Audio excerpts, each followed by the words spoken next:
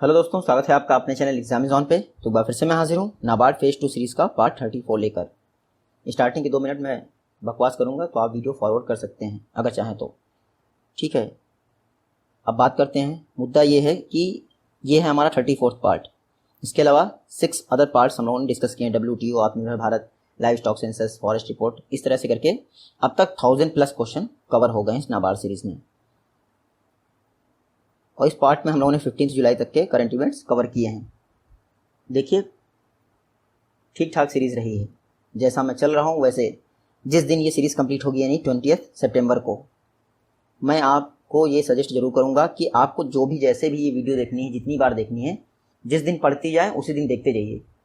क्योंकि 20 सितंबर के बाद आपके पास 3 दिन बचेंगे जो 15 से 20 सितंबर की वीडियोज़ होंगी उनको रिवाइज करने के लिए, ठीक है।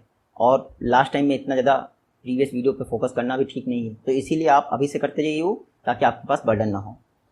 20 सितंबर को जिस दिन ये सीरीज़ कंप्लीट हो जाएगी उस दिन आप इतना ज़्यादा कॉन्फिडेंट होंगे कि आपको लगेगा कि हाँ 70 प्लस माइनस, हालांकि मैंने 65+ स्कोर का टारगेट रखा है इस सीरीज़ से। अगर इतना आउटपुट आ जाता है तो मेरे लिए बहुत बेहतरीन होगा, लेकिन आप लोग 70+ भी जा सकते हैं, क्योंकि कुछ तो नॉलेज होगी आपकी, और दूसरी आपने इस सीरीज़ को कैसे कवर किया ये डिपेंड करता है। एक कमेंट आया था मेरी ही वीडियोस पे, उसमें पहली लाइन ये लिखी थी कि आपकी वीडियोस काफ़ी ज़्यादा ग्रेट हैं, लेकिन दूसरी लाइन ये लिखी थी, लेकिन मुझे नहीं लगता कि एक सिंगल भी क्वेश्चन इन वीडियोस से आएगा। मुझे नहीं लगता कि एक सिंगल क्वेश्चन इन वीडियोस से आएगा। अजीब बात थी। और ख़ास बात यह है कि 32 पार्ट कंप्लीट करने के बाद किसी पर्सन को ये फील हुआ है कि इन वीडियोस से एक भी सिंगल क्वेश्चन नहीं आएगा। देखिए, मुझे तो आप डीमोटिवेट कर नहीं सकते, क्योंकि मैं काफ़ी बार लाइफ में फेल हुआ हूँ, और फेल होने वालों का अच्छा ये होता है कि आदत पड़ जाती है उनको, ठीक है। लेकिन आप कोई मतलब नहीं है डीमोटिवेट करने का किसी को। अगर कोई कमेंट पढ़ेगा तो भी उनको थोड़ी बहुत तो नॉलेज रहती है कि हाँ ठीक है। और दूसरी बात, ये सीरीज़ अगर स्टार्ट हुई है तो आप लोगों के ही कहने से स्टार्ट हुई है। फर्स्ट पार्ट डालने के बाद आप लोगों ने कहा कंटिन्यू, उसके बाद जब मैं डिले करता था तो आप लोग ही नाराज़ होते थे, चिल्लाते थे कि सर कम से कम वीडियोज़ रेगुलर आनी चाहिए, पढ़नी चाहिए, ठीक है। तो ये सीरीज़ चलती रही। अगर ये सीरीज़ आज 34th पार्ट पे पहुंची तो इसमें मेरा 10% ही रोल है। मैं मानता हूँ 10 घंटे मेरे को एक वीडियो बनाने में लगते हैं, 10% ही रोल है। बाकी 90% आप लोगों का ही रोल है कि ये सीरीज़ आज कंप्लीट होने की कगार पे है। स्टार्टिंग का यूट्यूब चैनल है, 2000 भी सब्सक्राइबर नहीं है, तो मैं चाहता तो चैनल ही बंद कर सकता था, लेकिन एक कमिटमेंट होती है कि नहीं, ये चीज़ स्टार्ट की है तो हमें समाप्त तो करनी है। अगर आपके स्कोर बेहतर रहे इस सीरीज़ के बाद फेज़ 2 में, तो नेक्स्ट ईयर नाबार्ड फेज़ 2 फिर से हम स्टार्ट करेंगे। अदरवाइज़ नाबार्ड की सीरीज़ मैं कभी नहीं स्टार्ट करूँगा। आप लोग अच्छे से प्रिपरेशन करिए, और आई होप जैसे मैंने प्लानिंग की है कि 20 सितंबर तक जिस दिन ये कंप्लीट हो जाएगी सीरीज़, उस दिन आप इतना कॉन्फिडेंट होंगे कि आपको लगेगा कि हाँ 65+ तो स्कोर आने ही है इस सीरीज़ से। आज का पहला क्वेश्चन स्टार्ट करते हैं। उससे पहले मैं बता दूं, प्रीवियस वीडियो में मैंने एक स्कीम पढ़ा दी थी आप, टॉप टू टोटल ये स्कीम हमने डिस्कस की थी। इससे पहले भी 2 बार इस स्कीम का डिस्कशन कर चुके थे, एक तो आत्मनिर्भर भारत मॉड्यूल में और एक नॉर्मल वेज में। तब मैंने दोनों बार आपको मिनिस्ट्री सही बताई थी, लेकिन लास्ट वीडियो में मैं बाई मिस्टेक गलत बोल गया। तो ministry of food processing industries ये जो है नोडल मिनिस्ट्री है इसकी, मैं एग्रीकल्चर मिनिस्ट्री बोल गया था, लेकिन इससे पहले की वीडियोज़ में मैंने सही बोल रखा है, तो आप वहाँ से सोर्स ले सकते हैं। आज का पहला क्वेश्चन है, श्योरिटी बॉन्ड पर रिकमेंडेशन के लिए जी श्रीनिवासन पैनल किसके द्वारा बनाया गया है। तो देखिए, बॉन्ड है तो आप ये मत सोचेगा कि बॉन्ड मार्केट तो सेबी के अंतर्गत आता है। देखिए, श्योरिटी बॉन्ड पर रिकमेंडेशन के लिए जी श्रीनिवासन पैनल IRDAI ने बनाया है, insurance regulatory and development authority of India. बनाया क्यों है? IRDAI चाहती है कि जो रोड कंस्ट्रक्शन फील्ड है, इसमें इंश्योरेंस सेक्टर और जो अदर सेक्टर्स हैं, फाइनेंशियल सेक्टर्स हैं, वो कैसे श्योरिटी बॉन्ड्स जारी कर सकते हैं। श्योरिटी बॉन्ड्स होते क्या हैं? देखिए, ये ट्राईपार्टाइट यानी 3 पार्टी बॉन्ड होते हैं। आप देखते हैं कॉन्ट्रैक्ट दिया जाता है रोड्स का, फिर रोड्स सदियां लग जाती है बनने में, जिसकी कीमत 500 करोड़ होती है, फिर वो जाके 5000 करोड़ हो जाता है। तो इसमें लॉस किसका होता है? जो इन्वेस्ट कर रहा है। कॉन्ट्रैक्ट को क्या है, उसको तो अपनी फीस मिली रही है। तो श्योरिटी बॉन्ड ये श्योरिटी प्रोवाइड करेगा कि काम उतने तय समय में ही पूरा किया जाए जो डिसाइड हुआ था। तो इसीलिए रोड कंस्ट्रक्शन की फील्ड में श्योरिटी बॉन्ड कैसे यूज़ किया जा सकते हैं, इस पर रिकमेंडेशन के लिए जी श्रीनिवासन पैनल IRDAI ने बनाया है। IRDAI insurance regulatory and development authority of India 1999 में न्यू दिल्ली में इसकी स्थापना हुई थी। बाद में 2001 में हैदराबाद इसका हेडक्वार्टर ट्रांसफ़र कर दिया गया था। तो हैदराबाद में इस समय हेडक्वार्टर है। IRDAI में टोटल 10 मेंबर होते हैं, जिसमें एक चेयरमैन होता है जो इस समय सुभाष चंद्र खुंटिया जी हैं। उसके अलावा 5 परमानेंट मेंबर होते हैं और 4 नॉन परमानेंट मेंबर होते हैं। नया क्वेश्चन है, SDG इंडेक्स 2020 को किस कंट्री द्वारा टॉप किया गया है? तो 2020 के SDG इंडेक्स को टॉप किया गया है स्वीडन के द्वारा। स्वीडन ने टॉप किया है। स्वीडन का स्कोर है 84.7। सेकंड आया है डेनमार्क और थर्ड आया है फिनलैंड। तो ये SDG की टॉप 3 कंट्रीज़ हैं। इंडिया का क्या प्लेस रहा है? इंडिया कौन से प्लेस पे आया है? तो SDG इंडेक्स 2020 में इंडिया 117th प्लेस पे आया है। लास्ट ईयर कितना था? 2019 में 115, यानी 2 प्लेस का नुकसान हुआ है इंडिया को। आप देखिएगा, जो SDG इंडेक्स है इसको जारी कौन करता है? तो SDG इंडेक्स को जारी किया जाता है sustainable development solution network SDSN द्वारा जारी किया जाता है। देखिए, यूनाइटेड नेशन के अंतर्गत SDSN करके एक बॉडी है, इसमें कुछ इंडिपेंडेंट मेंबर्स होते हैं, उनके द्वारा ये सस्टेनेबल डेवलपमेंट इंडेक्स जारी किया जाता है। साथ में एक संस्था है बेटल्समन स्टिफ्टंग, उसके कोऑपरेशन के बाद ये SDG इंडेक्स जारी किया जाता है। तो आप देखिएगा, इसमें जितने भी यूनाइटेड नेशंस के मेंबर हैं यानी 193 कंट्रीज़, वो जो 17 SDG हैं हमारा, उनकी क्या प्रोग्रेस हुई है उसका एनालिसिस किया जाता है इस SDG इंडेक्स में। तो सस्टेनेबल डेवलपमेंट सॉल्यूशन नेटवर्क 2012 में स्थापित किया गया था ये। नेक्स्ट क्वेश्चन है, ग्लोबल इन्वायरमेंट फैसिलिटी यानी GEF का एडमिनिस्ट्रेटर कौन है? इसको GCF से कंफ्यूज मत करिएगा। GCF हम लोग पहले पढ़ चुके हैं, ग्रीन क्लाइमेट फंड। जो GEF है, ग्लोबल इन्वायरमेंट फैसिलिटी, इसका एडमिनिस्ट्रेटर है आपका वर्ल्ड बैंक। देखिए, जो आपका GEF है ये एक ट्रस्ट फंड है जो 1992 की रियो अर्थ समिट हुई थी, उसके तहत ही आपका GEF स्थापित किया गया था। GEF जो है आपको 5 कन्वेंशन के लिए या ट्रीटीज़ के लिए फंडिंग प्रोवाइड करता है। वो 5 आपको पता होनी चाहिए, क्योंकि एग्जाम में आपसे पूछ लेंगे which among the not is included, ऐसे करके। देखिए, एक मिनीमाटा कन्वेंशन है मरकरी पर, उसके लिए GEF फंडिंग देता है। मिनीमाटा कन्वेंशन ऑन मरकरी है। दूसरा है स्टॉकहोम कन्वेंशन ऑन POPs पर स्टॉकहोम कन्वेंशन है। POPs मतलब परसिस्टेंस ऑर्गेनिक पोल्यूटेंट। तीसरा है UNCBD united nation convention on biodiversity. चौथा है UNCCD convention to combat desertification. और 5वां है UNFCCC। इन 5 के लिए GEF के द्वारा फंडिंग प्रोवाइड की जाती है, यहाँ पर देखिएगा। और GEF का एडमिनिस्ट्रेटर कौन है? World bank. GEF का हेडक्वार्टर कहाँ है? वॉशिंगटन DC में है। जबकि GCF का कहाँ है? इंचियोंग साउथ कोरिया में। नेक्स्ट क्वेश्चन है, इंडिया का फर्स्ट प्लाज्मा बैंक किस शहर में स्थापित किया गया था? अब आप लोग सोचेंगे इसका, क्योंकि लास्ट टाइम मैंने वर्ल्ड की first illegal wild life trade report जारी की थी, तो उस पर कहा गया था कि ऐसे क्वेश्चन नाबार्ड में नहीं आते हैं। अब ये भी आप कह सकते हैं कि नाबार्ड में नहीं आएगा, लेकिन एक ये होता है कि क्या हम छोड़ते जाएंगे जिस पे डाउट हो जाएगा, या थोड़ा सा, हम लोग भगवान तो है नहीं। अगर ऐसा होता तो मैं सिर्फ आपको 70 क्वेश्चंस की सीरीज करवा देता और वो 70 के 70 फंस जाते आपके एग्जाम में। नहीं है ना ऐसा, तभी तो 1000 क्वेश्चन की सीरीज करवा रहे हैं और प्लस माइनस भी होगा इसमें। तो ऐसे क्वेश्चन जिसमें डाउट रहता है, हाँ, एक जो गुजरात के स्टेडियम वाला क्वेश्चन था वो मुझे ऐसा लगता है कि हाँ मैंने एक क्वेश्चन एक्स्ट्रा साबित किया, लेकिन ऐसा होता है कई बार का, आपको लेने ही पड़ते हैं क्वेश्चन, नहीं तो आप क्या छोड़ दोगे सारा कुछ। इंडिया की फर्स्ट प्लाज्मा बैंक किस सिटी में स्थापित की गई? तो न्यू दिल्ली में इंडिया की फर्स्ट प्लाज्मा बैंक स्थापित की गई थी। प्लाज्मा सभी को पता है ब्लड में अवेलेबल होता है, रेड ब्लड सेल होती है, व्हाइट होती है और प्लाज्मा होता है। खास बात क्या है, जो आप ब्लड है वो 3 महीने में एक बार डोनेट कर सकते हैं, लेकिन जो प्लाज्मा है वो 500 मिलीलीटर प्लाज्मा को आप हर 2 वीक में, प्रत्येक 2 वीक में मतलब कि डोनेट कर सकते हैं। प्लाज्मा बैंक की बात करें, इंडिया का फर्स्ट प्लाज्मा बैंक दिल्ली में स्थापित किया गया है। खास बात क्या है, प्राइवेट और गवर्नमेंट दोनों तरह के हॉस्पिटल को ये प्लाज्मा प्रोवाइड करेगा कोविड-19 ट्रीटमेंट के लिए। दिल्ली गवर्नमेंट के अंतर्गत एक institute of liver and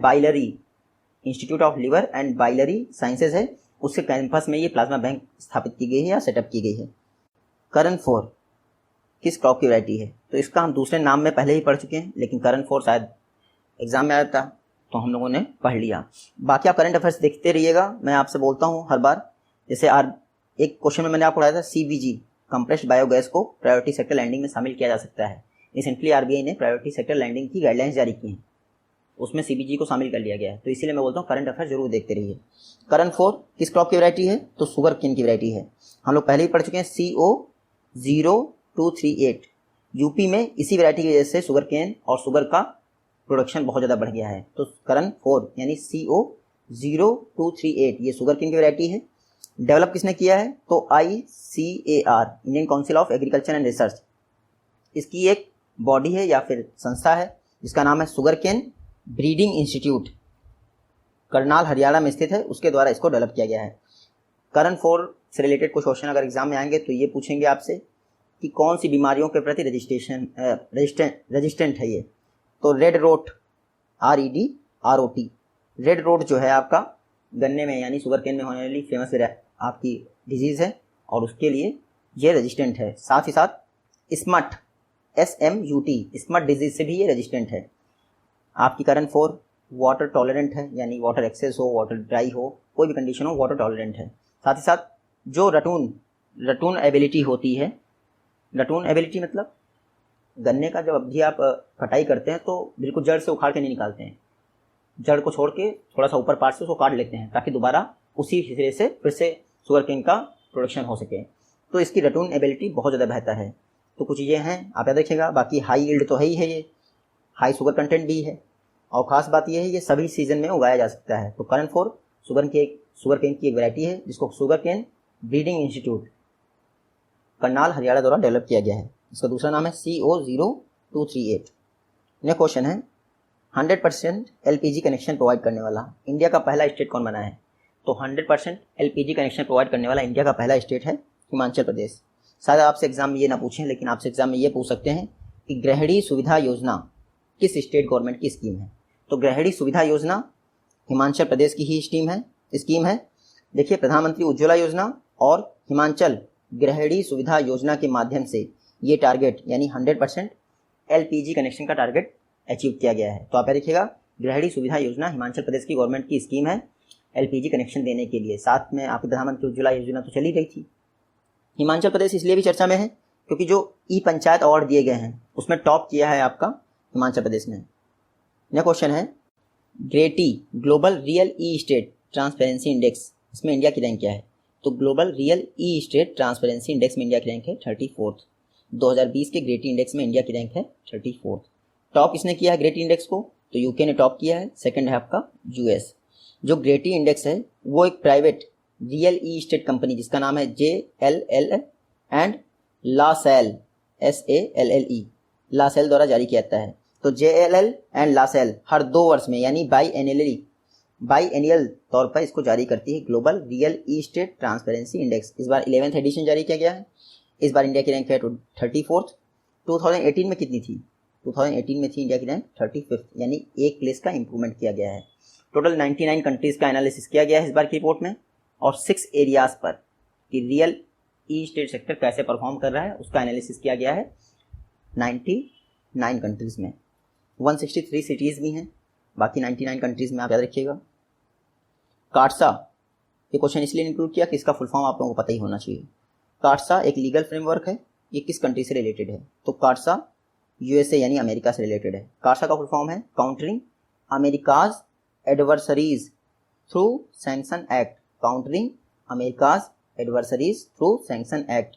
कार्सा America का एक्ट है, इसके तहत वो ऐसे देशों पर बैन लगाता है जो ईरान, नॉर्थ कोरिया या रशिया से ट्रेड कर रहे हैं। जैसे इंडिया ने S-400 मिसाइल खरीदी थी तो अमेरिका कहना था कि हम कार्सा के तहत आपके ऊपर बैन लगा देंगे या सैंक्शन लगा देंगे। तो कार्सा पे देखिएगा countering America's adversaries through sanction act. Next question है एग्रीकल्चर इंफ्रास्ट्रक्चर फंड, आप सबको पता है 1 लाख करोड़ का घोषित किया गया है 10 वर्षों के लिए ये स्कीम है। आपको बताना है एग्रीकल्चर इंफ्रास्ट्रक्चर फंड के लिए बजटरी सपोर्ट कितना प्रोवाइड किया जाएगा। तो एग्रीकल्चर इंफ्रास्ट्रक्चर फंड के लिए बजटरी सपोर्ट प्रोवाइड किया जाएगा 10,736 करोड़ का।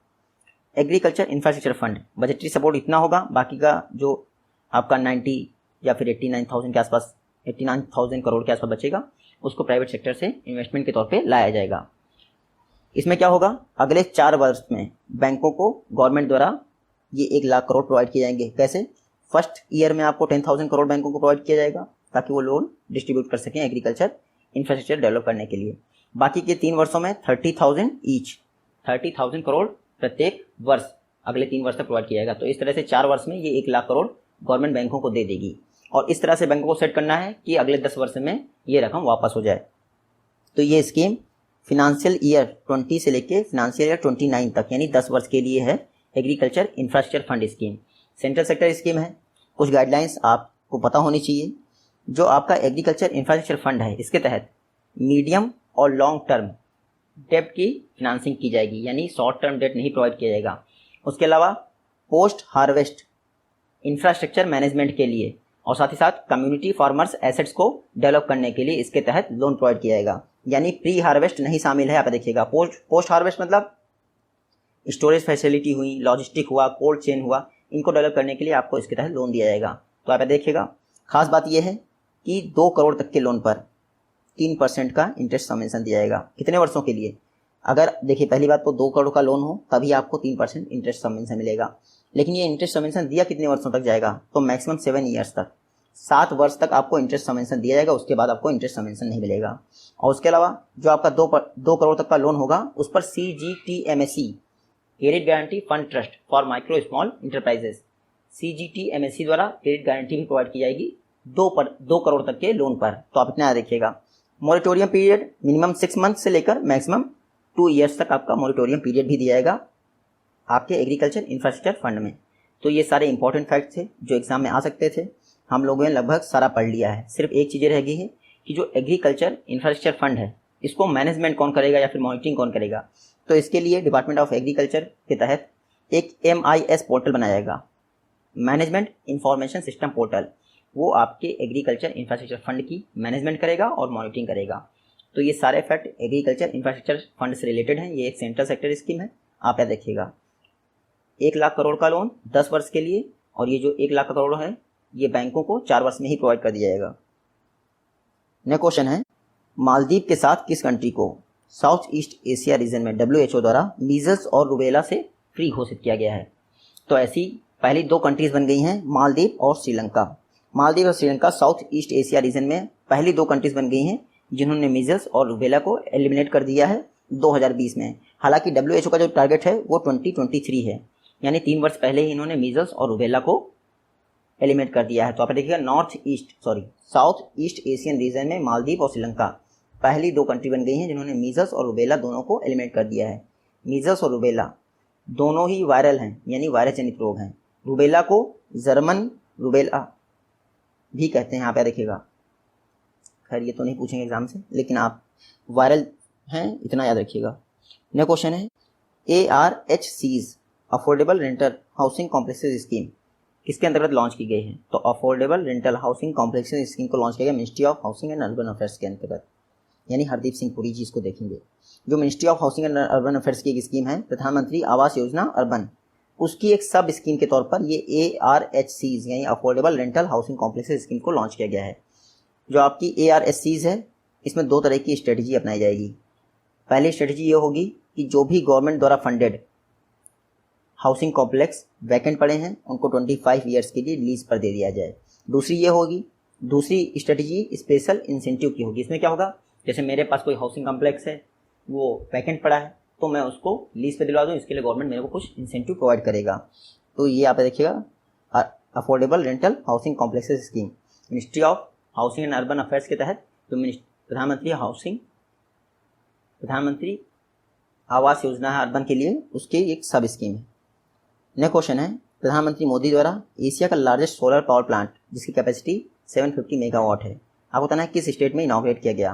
तो PM मोदी द्वारा MP में 750 मेगावाट का एशिया का largest solar power plant inaugurate किया गया।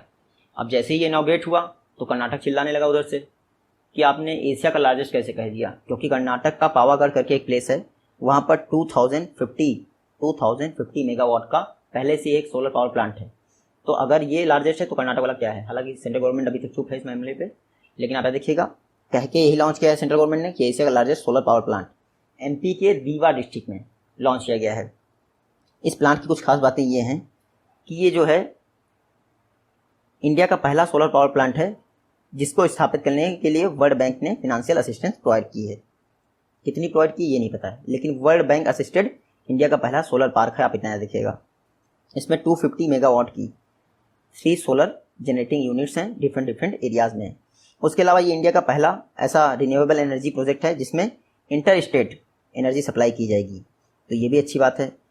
जो आपका ये रीवा सोलर पावर प्लांट है, इसका टारगेट है एक वर्ष में 15.4 लाख यानी 15.4 लाख टन CO2 जनरेशन को अवॉइड करना या फिर रिड्यूस करना। तो ये सारी खास बातें हैं रीवा सोलर पावर प्लांट की। नेक्स्ट क्वेश्चन है, इंडिया ने ओपन स्काई एग्रीमेंट किस कंट्री के साथ साइन किया है? तो इंडिया ने UAE यूनाइटेड अरब अमीरात के साथ ओपन स्काई एग्रीमेंट साइन किया है। ओपन स्काई ट्रीटी अलग है, एग्रीमेंट अलग है। देखिए ट्रीटी से USA बाहर हो गया है, वो आपको पढ़ने की जरूरत नहीं क्योंकि इंडिया से कोई लेना देना नहीं। ओपन स्काई एग्रीमेंट मतलब ये है कि कुछ सर्टेन सिटीज़ के लिए हमारी कितनी भी फ्लाइट आ सकती हैं, जा सकती हैं। तो UAE ने और इंडिया ने एक दूसरे की फ्लाइट्स के लिए अपने स्काई को ओपन कर दिया है, इसीलिए ओपन स्काई एग्रीमेंट हुआ है दोनों के बीच में। आपको पता है अरब वर्ल्ड का सबसे बड़ा न्यूक्लियर पावर प्लांट UAE में स्टार्ट हो गया है, ये हम लोग पढ़ चुके हैं, उसका नाम भी याद होगा आप लोगों को। नेक्स्ट क्वेश्चन है, NER कोर MP जो कि एक लाइवलीहुड रूरल डेवलपमेंट प्रोजेक्ट है, आपको बताना है कौन है इसमें से जो उससे शामिल नहीं है।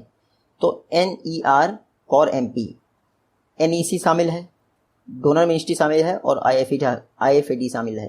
मिनिस्ट्री ऑफ रूरल डेवलपमेंट का कोई लेना देना नहीं है। NER कोर MP मतलब north eastern region community resource and management programme.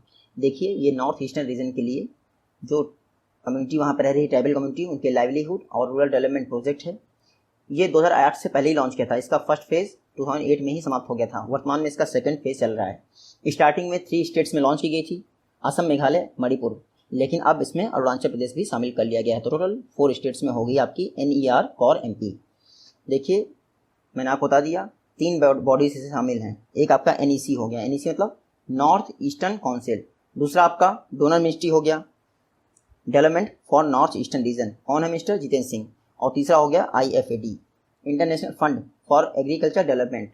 देखिए जो आपका international fund for agriculture and development है, ये एक फिनेंशियल इंस्टीट्यूशन है यानी इंटरनेशनल बॉडी है।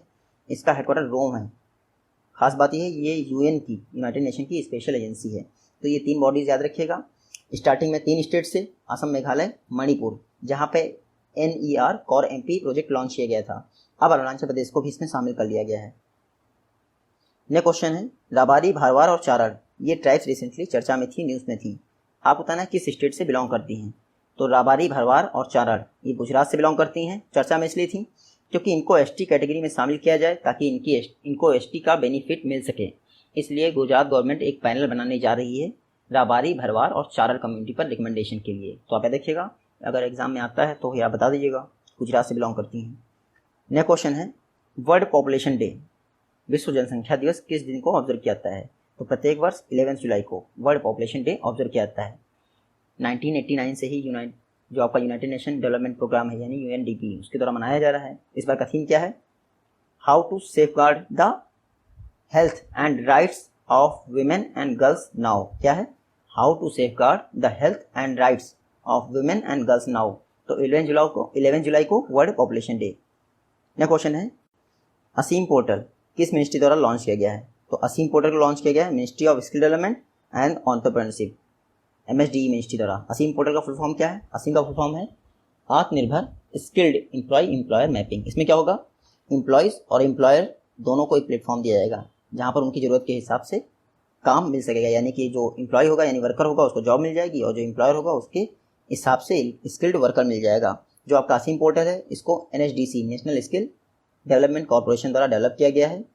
खास बात क्या है? आर्टिफिशियल इंटेलिजेंस आधारित ये एक पोर्टल है जो कि सभी होते हैं लगभग। नेक्स्ट क्वेश्चन है, रिसेंटली UNHLPF मीटिंग हुई थी। UNHLPF मीटिंग बहुत चर्चा में रही थी, प्रधानमंत्री मोदी जी ने भी संबोधित किया था इसको। फुल फॉर्म है इसका United nation high level political forum, जो आपकी यूनाइटेड नेशन की इकोनॉमिक एंड सोशल काउंसिल है उसके अंतर्गत ये बैठक करवाई जाती है। रिसेंटली UNHLF की मीटिंग हुई थी। आपको बताना है इंडिया का सेकेंड वॉलंटरी नेशनल रिव्यू यानी VNR रिपोर्ट किसके द्वारा प्रेजेंट की गई? तो रिसेंटली UNHLPF मीटिंग में इंडिया की दूसरी voluntary national review report NITI Aayog द्वारा जारी की गई है। पहली भी नीति आयोग ने जारी की थी। इसमें क्या है? SDGs जो SDGs 2030 तक कंप्लीट करने हैं, हमारा क्या रास्ता है, हमारी क्या प्लानिंग है, उसके विषय में बताया जाता है आपकी VNR रिपोर्ट में, यानी वॉलंटरी नेशनल रिव्यू रिपोर्ट में। अब वॉलंटरी शब्द ऐड हो गया, यानी ये मैंडेटरी नहीं है, कोई कंट्री करे कोई कंट्री ना करे वो भी है। तो जो आपकी United nation high level political forum की बैठक है, इसको United nation economic and social council द्वारा ऑर्गेनाइज किया जाता है। आप याद रखिएगा, second VNR report NITI Aayog ने दे दी है।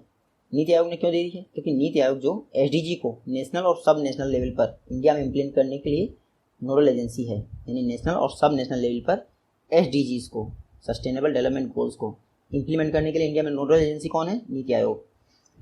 देखिए, नीति आयोग ने जब ये रिपोर्ट जारी की तो आप सबको पता है डिकेड ऑफ एक्शन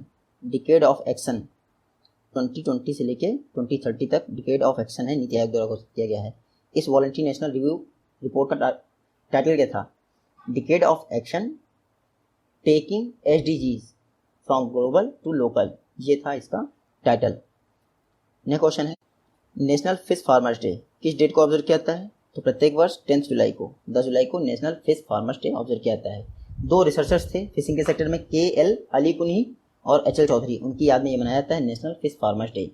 इस दौरान यानी इस डे को मिनिस्ट्री ऑफ फिशरीज उन्होंने अनाउंस किया कि इंडिया में पूरे देश में cryo bank CRYO cryo bank स्थापित किए जाएंगे। क्रायो बैंक में क्या होता है?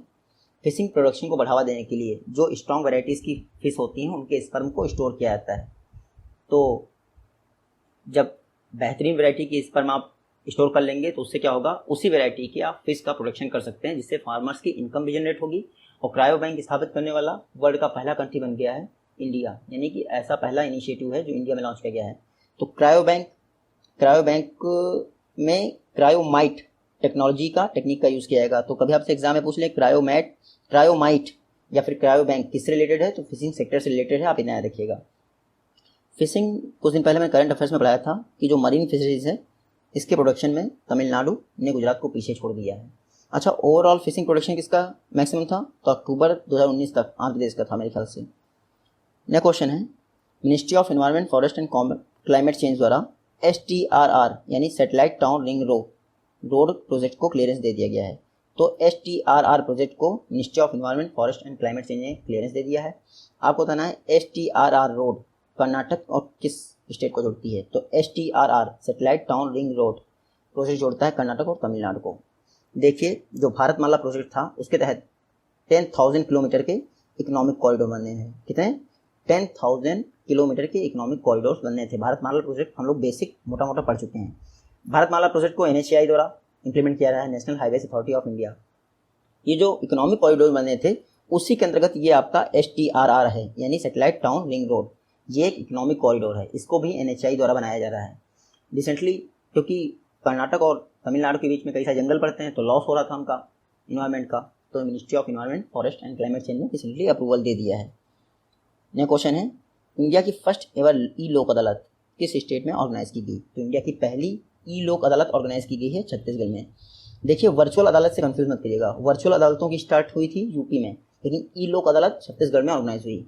छत्तीसगढ़ का जो हाई कोर्ट है, साथ ही साथ छत्तीसगढ़ की स्टेट लीगल सर्विस अथॉरिटी है, उसके द्वारा इंडिया की पहली ई लोक अदालत छत्तीसगढ़ में ऑर्गेनाइज की गई। इसमें क्या होगा, जितने भी मनी रिलेटेड इशूज़ थे यानी फाइनेंशियल इशूज़ थे उनकी हियरिंग हुई और डिसीजन हुआ।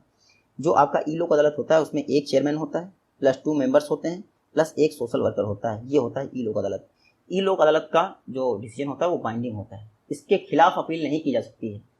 अब इसके खिलाफ अपील नहीं की जाने का मतलब ये है कि आप इसका डिसीजन लेके इसके डिसीजन की कॉपी ले जाके आप हाई कोर्ट या सुप्रीम कोर्ट नहीं जा सकते कि आप देखिए इसके खिलाफ निर्णय दीजिए। नहीं, अगर आप फिर से कुछ करना चाहते हो तो फिर से आपको सिविल कोर्ट स्टार्टिंग से शुरू करना पड़ेगा। अगर आप उसके ई लोक अदालत के फैसले से शामिल नहीं सहमत नहीं है तो आपको स्टार्टिंग से शुरू करना पड़ेगा, फिर सदियाँ लग जाएंगी उसमें। तो ई लोक अदालत सबसे सही तरीका होता है, इसमें फीस भी नहीं पड़ती है, तो लोगों को मान जाना चाहिए। ई लोक अदालत जो आपका लीगल सर्विस अथॉरिटी एक्ट 1987 में पास हुआ था, उसके तहत इंडिया में लोक अदालतों का प्रोविज़न किया गया है। और जो लोक अदालतें होती हैं वो एक स्टैचुरी बॉडी होती हैं। नेक्स्ट क्वेश्चन है, वर्ल्ड यूथ स्किल डे किस डेट को मनाया जाता है? तो PDF में थोड़ा सा गलत है। वर्ल्ड यूथ स्किल डे मनाया जाता है 15 जुलाई को। PDF में 10 सितंबर को जितने भी सीरीज़ करवाई हैं नाबार्ड पार्ट 20 को छोड़ के मैं सारी PDF आपको प्रोवाइड कर दूंगा तो उसमें जो भी गलत ऑप्शन आएंगे वो सारे मैं एडिट करके बिल्कुल सही कर दूंगा। तो आपको कंपाइलेशन भी मिल जाएगा। वैसे भी जो आपका टेलीग्राम है उस पर आपको ढूंढना पड़ता है पीछे जाके, तो इससे आपको थोड़ा सा आराम मिल जाएगा। तो वर्ल्ड यूथ स्किल डे 15 जुलाई को मनाया गया। थीम क्या था इस बार? Skills for a resilient youth, ये था इसका थीम। इसी दिन आईएलओ ने एक रिपोर्ट जारी की, global employment trends for youth 2020। इसमें क्या बताया गया? जो टेक्नोलॉजीज आ रही हैं उनकी वजह से लोगों को जॉब जा रहे हैं, तो इसके विषय में बताया गया आपकी global employment trends for youth report 2020 में आईएलओ द्वारा जारी किया गया है। आईएलओ का हेडक्वार्टर जिनेवा में है, जबकि एफएओ का हेडक्वार्टर रोम, इटली में है। जो आईएलओ की रिपोर्ट है, अगर इसके विषय में कुछ भी आगे मेरे को मिलता है तो मैं आपको बता दूंगा। वर्ल्ड यूथ स्किल डे वाले दिन ही आपका असीम पोर्टल लॉन्च किया गया था। नेक्स्ट क्वेश्चन है, पर्सनल डाटा पर क्रिस गोपाल कृष्णा कमेटी किसके द्वारा बनाई गई? तो क्रिस गोपाल कृष्णा कमेटी को बनाया गया है ministry of electronics and information technology द्वारा। सितंबर 2019 में ये कमेटी बनाई गई थी। पर्सनल डाटा से रिलेटेड क्या इशूज़ हैं उन पर रिकमेंडेशन देना था गवर्नमेंट को। जो क्रिस गोपाल कृष्णा कमेटी है उसने बताया कि जो नॉन पर्सनल डाटा है उसका यूज़ किया जा सकता है कंपनीज द्वारा। जो डोमेस्टिक कंपनीज है वो यूज़ कर सकती हैं अपने रिसोर्स को हार्नेस करने के लिए या फिर ग्रोथ के लिए। तो नॉन पर्सनल डाटा के विषय में जो क्रिस गोपाल कमेटी है उसने 3 पार्ट में डिवाइड किया है नॉन पर्सनल डाटा को। पहला पार्ट है पब्लिक नॉन पर्सनल डाटा, दूसरा है कम्युनिटी नॉन पर्सनल डाटा और तीसरा है प्राइवेट नॉन पर्सनल डाटा। तो ये 3 पार्ट जरूर याद रखिएगा। आपको नॉन पर्सनल डाटा का बाइफर्केशन कर दिया है और उन्होंने कहा है कि नॉन पर्सनल डाटा का यूज़ किया जा सकता है ग्रोथ के लिए डोमेस्टिक कंपनीज द्वारा, फॉरेन कंपनी सभी का यूज़ नहीं किया उन्होंने। नेक्स्ट क्वेश्चन है, report on active pharmaceutical ingredient, इसको किस टीफैक द्वारा रिलीज किया गया है? आपको पता है टीफैक किस मिनिस्ट्री के तहत कार्य करता है? तो TIFAC ministry of science and technology के अंतर्गत एक स्वायत्त यानी ऑटोनॉमस बॉडी है जो कि department of science and technology के तहत कार्य करती है। टीफैक मतलब technology information forecasting and assessment council. Recently इसने report on active pharmaceutical ingredients जारी की। इस रिपोर्ट में कहा गया है कि इंडिया की जो फार्मास्यूटिकल इंडस्ट्री है वो वॉल्यूम वाइज वर्ल्ड की थर्ड लार्जेस्ट फार्मास्यूटिकल इंडस्ट्री है इंडिया की। चाइना फर्स्ट है, सेकंड है इटली और थर्ड है इंडिया। लेकिन अगर वैल्यू वाइज बात करें यानी रुपए कितने कमा रहे हैं हम लोग, तो उसके हिसाब से India 4th largest pharmaceutical industry हो जाती है वर्ल्ड की। खास बात क्या है कि जो हम दवाओं में यानी मेडिसिन यानी फार्मास्यूटिकल इंडस्ट्री में एपीआई आप जरूर याद रखिएगा, एक्टिव फार्मास्यूटिकल इंग्रेडिएंट्स यूज़ करते हैं, वो इंडिया में हम लोग नहीं बनाते हैं या फिर नहीं पैदा होता है। ये हम लोग मोस्टली चाइना से इंपोर्ट करते हैं, लगभग 65 से 70% तो हम लोग चाइना से ही एपीआई इंपोर्ट करते हैं। एपीआई बेसिक चीज़ें होती हैं किसी दवा को बनाने का। तो इंडिया फार्मास्यूटिकल इंडस्ट्री में कुछ भी हो लेकिन मैन्युफैक्चरिंग इंडिया दवाओं की करने में दिक्कत है उसको। जेनरिक दवाएं हम बना सकते हैं लेकिन एपीआई इंपोर्ट करना पड़ता है। देखिए टीफैक ने रिसेंटली ये जो रिपोर्ट जारी की है उसमें कहा है उसने कि इंडिया को बल्क ड्रग पार्क स्थापित करने चाहिए। तो ये हम लोगों ने करंट अफेयर्स में खैर पढ़ा था, हो सकता है आप लोगों ने देखा हो। तो मैंने आपको बताया था जो ministry of chemical and fertilizers हैं उन्होंने bulk drug park scheme launch की थी, वो टीफैक की रिपोर्ट के आधार पर ही लॉन्च की थी। तो आप देखिएगा TIFAC department of science and technology के तहत एक रजिस्टर्ड सोसाइटी है, ऑटोनॉमस बॉडी है। रिसेंटली इसने report on active pharmaceutical ingredient जारी की है। नेक्स्ट क्वेश्चन है, मेलघाट टाइगर रिजर्व ये किस स्टेट में है? तो मेलघाट टाइगर रिजर्व महाराष्ट्र में स्थित है। चर्चा में था इसलिए मैं पढ़ा रहा हूँ। चर्चा में किस लिए था? देखिए महाराष्ट्र के अमरावती डिस्ट्रिक्ट में है Melghat tiger reserve.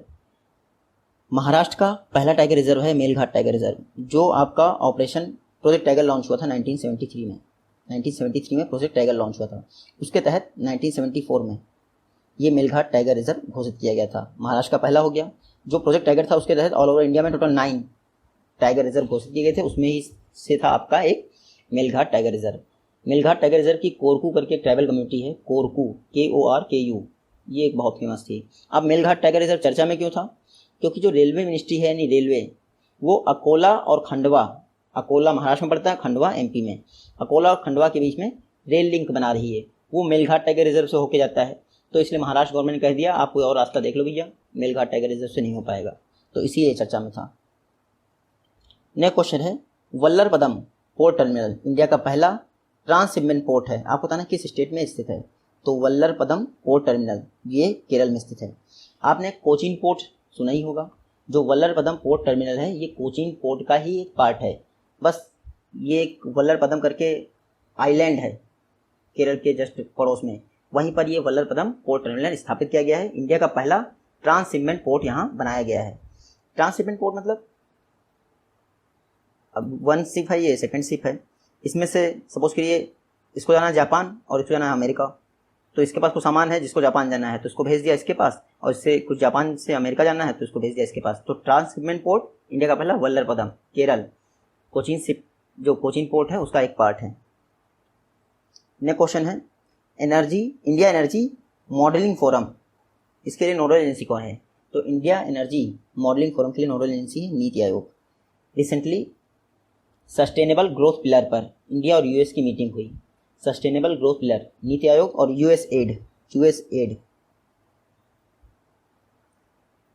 United state agency for international development, NITI Aayog और यूएसएड की बैठक हो रही थी सस्टेनेबल ग्रोथ पिलर पर। उसी दौरान इंडिया एनर्जी मॉडलिंग फोरम स्थापित किया गया है। स्टार्टिंग में जो नीति आयोग है वो नोडल एजेंसी है इंडिया एनर्जी मॉडलिंग फोरम को रन करने के लिए। मॉडलिंग फोरम क्या होगा कि इंडिया का फ्यूचर एनर्जी मॉडल कैसा होना चाहिए ताकि हम एनर्जी कंजर्वेशन करें, क्लीन एनर्जी जनरेट करें, ट्रांसपोर्ट सेक्टर, इन सब पे कैसे फोकस किया जाए। इसीलिए India energy modelling forum constitute किया जाएगा, जिसको इम्प्लीमेंट करने का स्टार्टिंग नोडल एजेंसी आपकी नीति आयोग है। क्या वर्ल्ड में पहली बार ऐसा कोई मॉडलिंग फोरम स्थापित किया जा रहा है? नहीं, यूएसए में तो बहुत पहले एनर्जी मॉडलिंग फोरम स्थापित किया गया 1976 में। तो यूएसएड और नीति आयोग की बैठक हो रही थी सस्टेनेबल ग्रोथ पिलर पर, उसी के अंतर्गत इंडिया एनर्जी मॉडलिंग फोरम 2020 स्थापित करने का डिसाइड हुआ है। इसकी नोडल एजेंसी है नीति आयोग। जल्दी मिलते हैं आपसे नेक्स्ट वीडियो में, तब तक के लिए take care, good bye and जय हिंद।